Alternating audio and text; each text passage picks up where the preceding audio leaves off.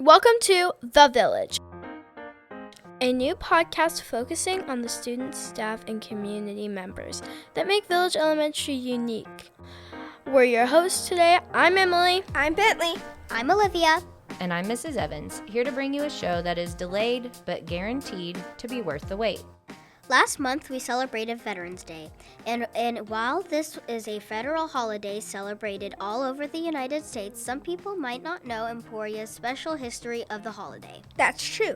Back in 1953, a man from Emporia, Alvin J. King, suggested that Armistice Day be changed to Veterans Day to recognize and honor all the veterans. Right. The holiday was first organized and celebrated in Emporia in 1953. After that, Ed Reese, also from Emporia, took King's proposal to Congress, and President Dwight D. Eisenhower, who was from Kansas, signed the bill to make November 11th Veterans Day. The next year, the whole United States joined Kansas in celebrating this day. Every year, the President of the United States urges all Americans to honor the commitment of our veterans. In Emporia, we have a Veterans Day parade. I attended a while back, but I can tell you, if you go, you are definitely a true supporter, because it was freezing! Did you all know that we have some people at Village who are veterans or have veterans in their immediate families? Mr. Boy, Mrs. Clark, Mrs. Cornelius' husband, Mr. Battenfield's wife, Mrs. Duncan's husband, and even our former principal, Mr. Martin. The heroes that stand in our building should be respected and honored just like all our teachers. There are many other parents, grandparents, and family members of our village family that have served our country, and that is really special. We could spend all day talking about the many people in our community who are veterans, but today we're going to be speaking one very special veteran. Due to some health and scheduling conflicts, we had to delay our interview until after Veterans Day. But we finally get to meet the special veteran here with us today. Do you all want to tell our listeners a little bit about who we have with us today? Yes! When our guest today was 20 years old and about to begin his junior year at Kansas State University, he received a draft notice. He reported for duty and volunteered for the Navy. Do you know what a draft note is? Well, it's when the government needs you to serve in the military and you have to go whether you want to or not. He's a real lifesaver who is willing to give his life for his country. Anything we give him will never be enough. I agree, but he said he knew it was his duty to his country and was proud to do it. Eventually, he was stationed on the USS Hornet aircraft carrier, which is a really big ship, where he was a tail gunner on an aircraft. Can you explain what a tail gunner is? It's the person who sits in the back of the plane and runs the guns for the pilot.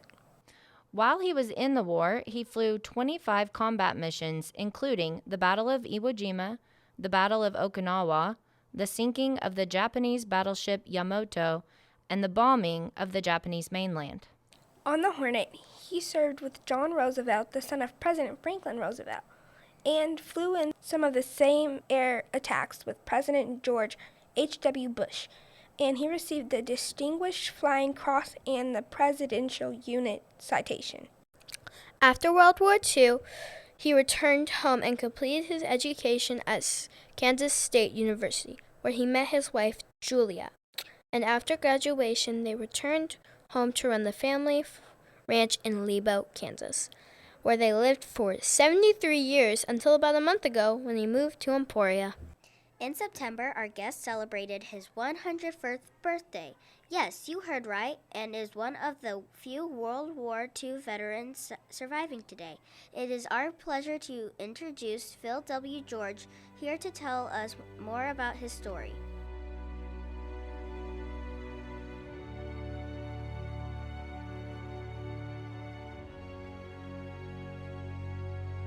My name is Philip Woodbury George.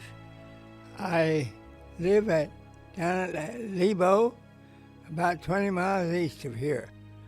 And I'm still living on the farm that I was born on 101 years ago. I hear about people wanting to take a cruise now. Well, I have no desire to take a cruise. I've done all the cruising I need to do. And I have lived on that farm all that 100 years, except that, when I was in the war. So, if you would start at the beginning, tell us about how you received your draft notice and what happened when you went to sign up and do all of that. I was in the third year of my college at Kansas State University in Manhattan when the war started on December the 7th, 1941. And we heard about the Japanese bombing Pearl Harbor in Hawaii, out in the middle of the Pacific Ocean. Well, we hardly knew where Pearl Harbor was. I mean, the average citizen didn't. But my brother and my uncle, they had to register for the draft the year before because they were of an age that were required to register to serve in the military. But I was only about 19 or 20, and so I didn't have to register for the draft until the following spring. And so then I did in the spring of 1942, and then my draft number came up, so I was drafted into the military service. And I'd already had some military training. I was only 17 when, right out of high school, I went to Fort Leavenworth, Kansas, which is up north of Kansas City. I went up there for 1 month of military training in the Army. And then when at the end of the summer, I started school in Manhattan at Kansas State University. Then all the men students were required to take ROTC, which is reserve training, so when they finish, well, then they'll be prepared to go into the Army if necessary. So I knew kind of what the Army was like, and I decided, it meant marching and walking and all that sort of thing. And then even if you went into war, well, you'd probably be walking a good deal. So I decided that I didn't know very much about what the Navy was like, except that it had to do something with ships and water. And I knew how to swim, so I went to Kansas City to join the Navy. And then from there, I went to Great Lakes, Illinois, and had 1 month of boot camp training. When you went to boot camp, was the food good? Oh, like I say, people complain now about the least little thing, even wearing masks and that sort of thing. Why, they didn't ask me whether I wanted a vaccination shot or what I wanted to eat or when I wanted to go to bed or when I wanted to get up. They just did what you were told. And so, yes, we just ate what they put in front of us and didn't think too much about it. I have a question. Do you ever recommend going to the Navy?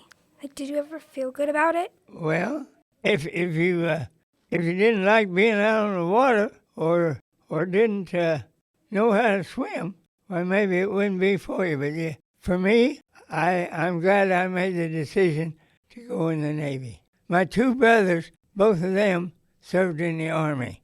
All three of you boys were gone at the same time. So what was that like for your family with all of you gone?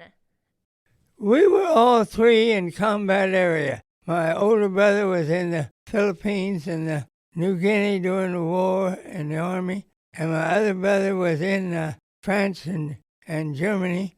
And we decided after the war, even though we had been in combat, that maybe our folks had it more difficult than we did.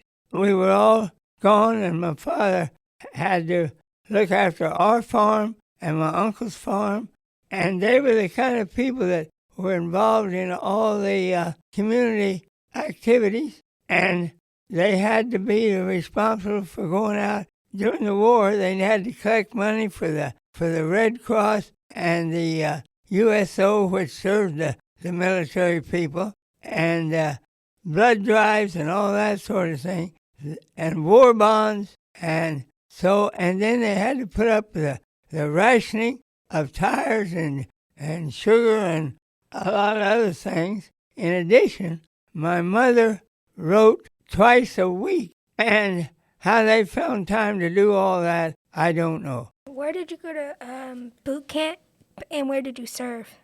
We went to Great Lakes, Illinois, which is just about 20, 30 miles north of Chicago. And and aside, while we were there, we'd learn to march, and then we'd have an inspection every Saturday, I believe it was, and some important persons would be coming and inspecting us and march and so forth. One day we were all lined up for the inspection, and a sailor came trotting down the street, and he said, they're coming, they're coming. We said, who's coming? And the fellow said, I don't know for sure, but somebody said it was the president. And the chief in charge, he turned around at us and said, yeah, I'll bet. And so here they came, and there was this long car, open top, and it went on by, and after it had gone by, the chief turned to us and said, well, I'll be darned, it was the president, President Roosevelt.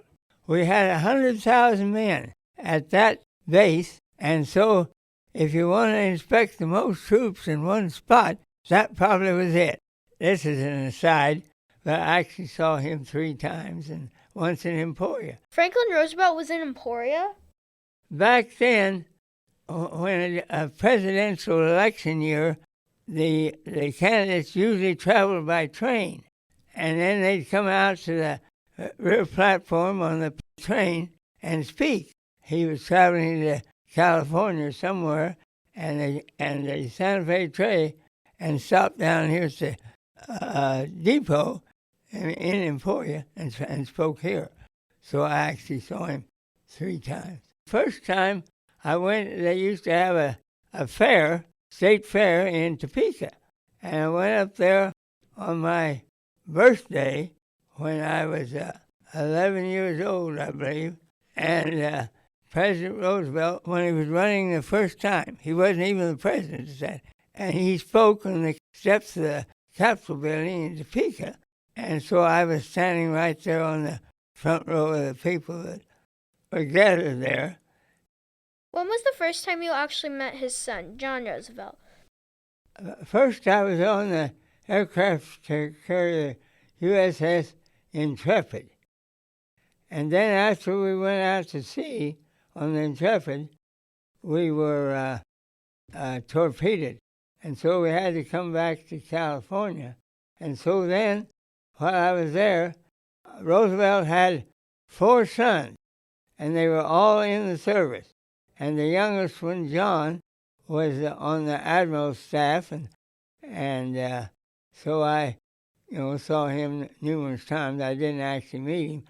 What was it like to be in your first battle? I was just stationed on the ship then. My job then was to service the guns and load the bombs on the planes.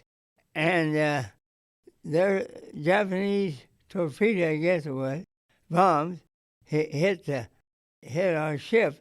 And I remember that was at night, and so we didn't really know how much damage was done until morning.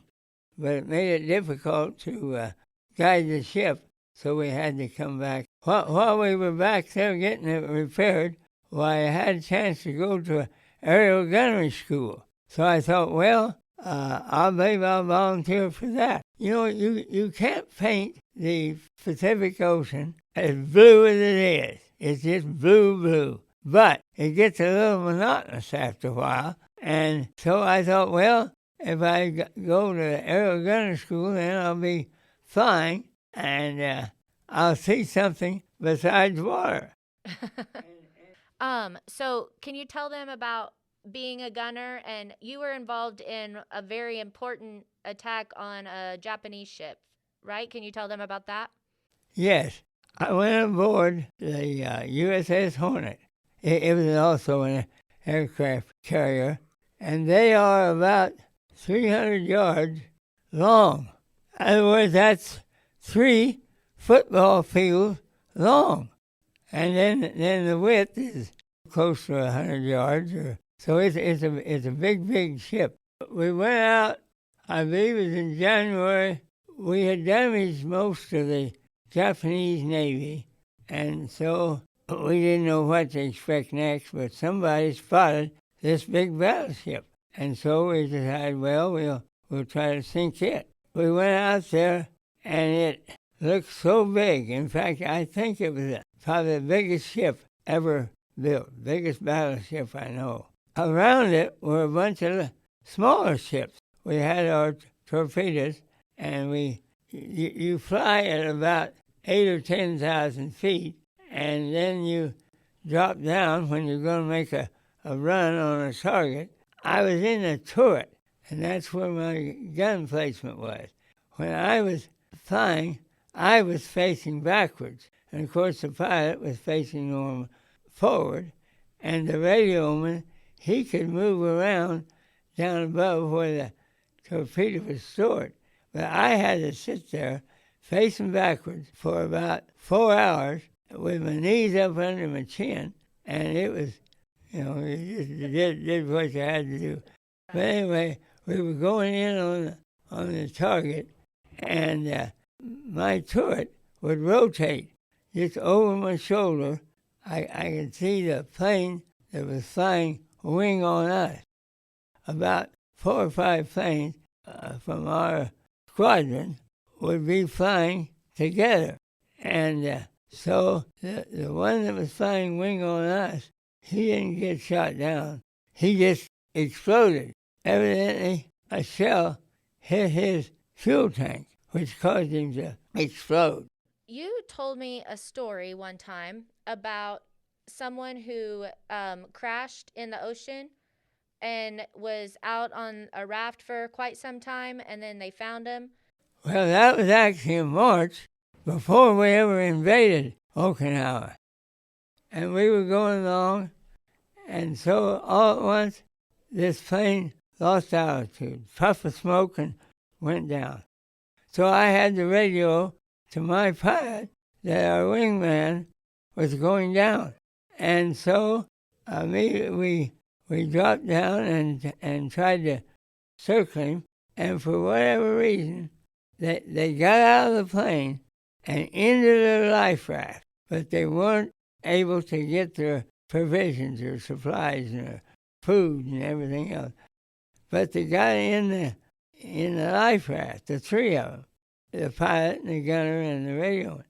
It's the duty of the flight leader to stay with a down plane until he has time to get back to the ship before dark.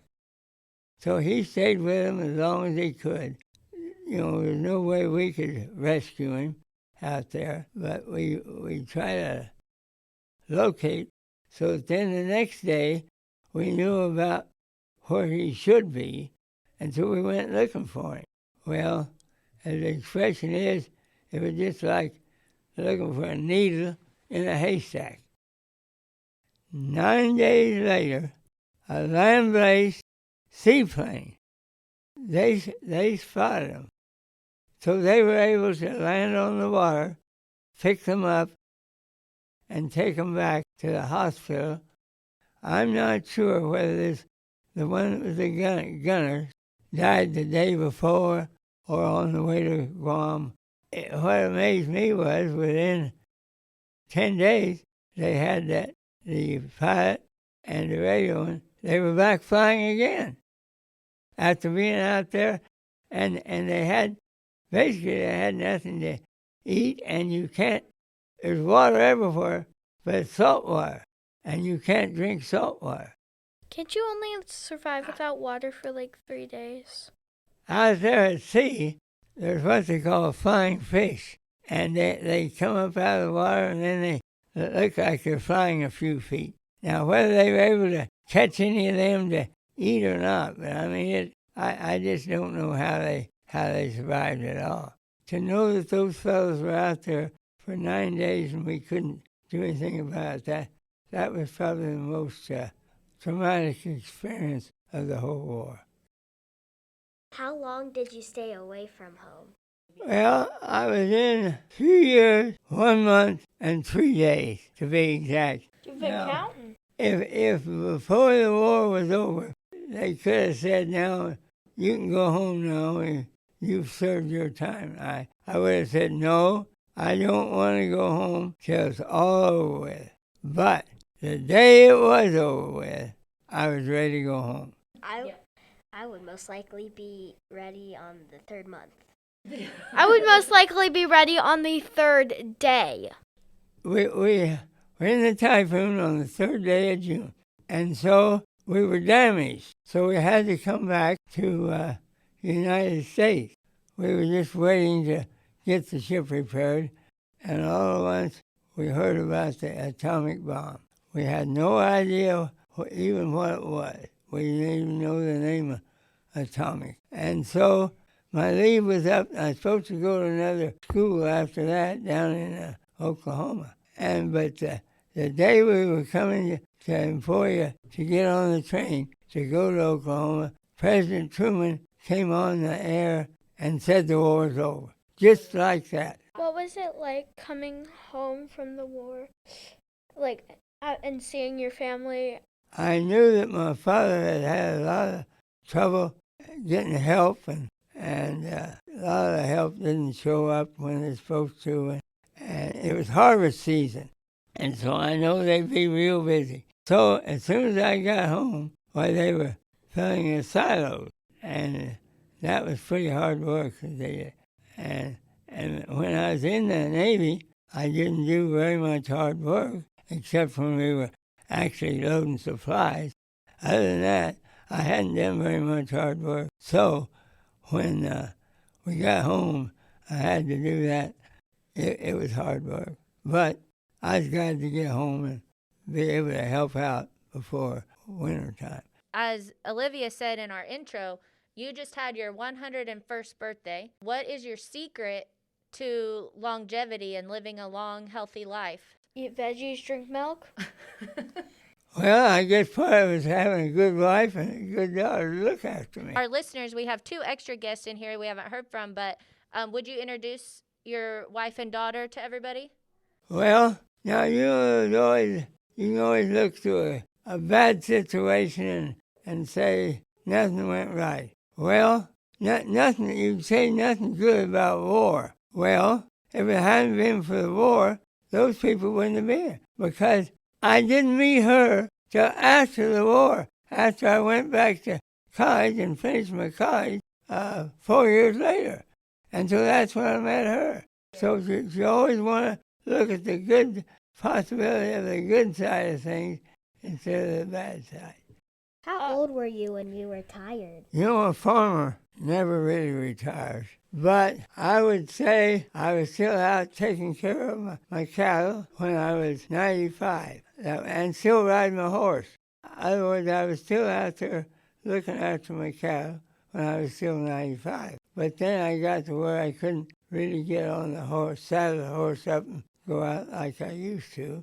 But I've been carrying the flag at Memorial Day and 4th of July and Veterans Day. I belong to the American Legion, which is a military organization for people that retired from the Army and Navy. I've been carrying the flag in Levo whenever we had a celebration. First, I just walked, and then I decided, well, I believe I'll carry the flag on my horse. So I did that for quite a number of years. And then this last year, it got even difficult for me to get on the horse.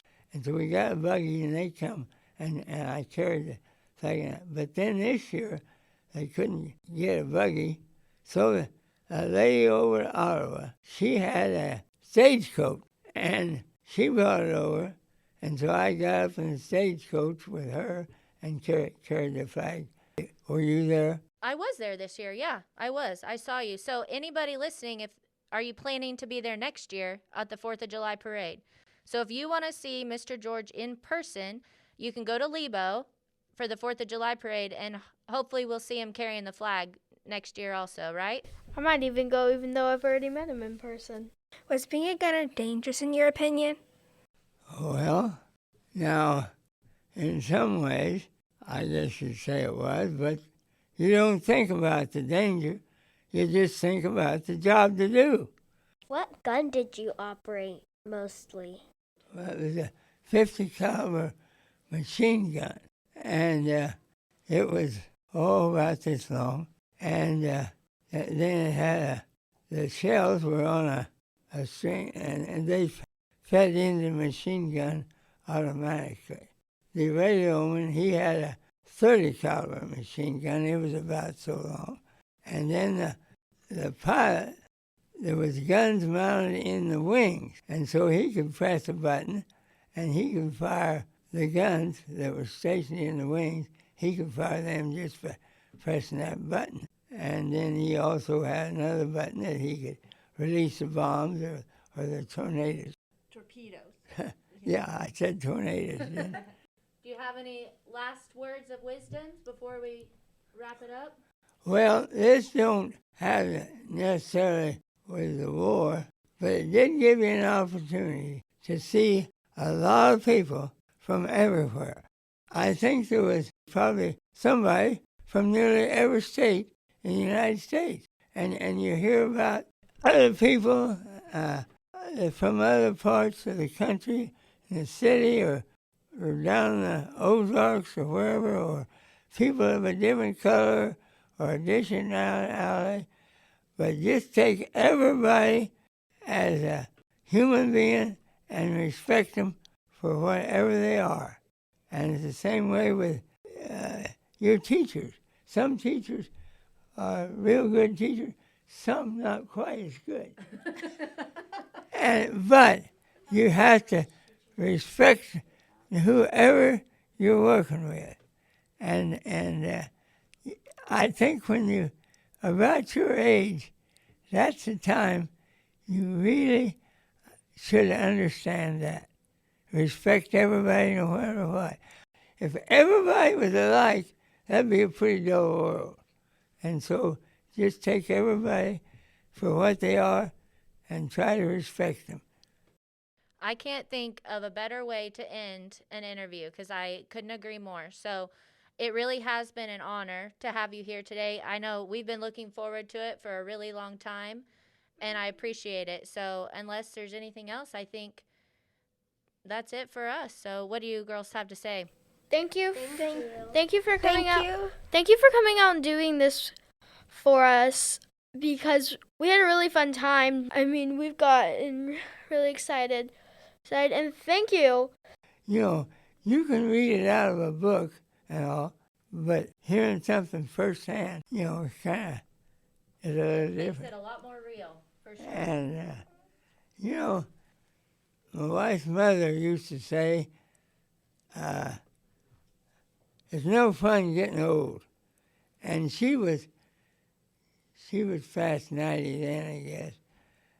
And I guess I could say that. But one thing, when you get old, there's not many other people that old around. And I always like to stick to the facts. But, you know, tell the truth, I can make up my own stories, and there's nobody else around to dispute them. Nobody'd never know the difference. I still like to stick to the facts and give you a true picture as I can remember. My short-term memory is not very good at all, but somehow my long-term memory has kind of stayed with me. In other words, when you're young, that's when you're really going to remember later on, but more so than that when you get as old as I am. Francis, thank you so much for bringing your mom and dad. Julia, thank you for being here. We're glad you were here. And, of course, Mr. Phil George, we appreciate it. So thank you very much. We do need some more kindness in this big world of ours. If you would like to find out more information about Mr. George, you can visit the podcast website, thevillage.usd253.net, and navigate to the extra content page where you will find some more information about his service in the military, his life, and some photographs also. Thank you for listening, and until next time.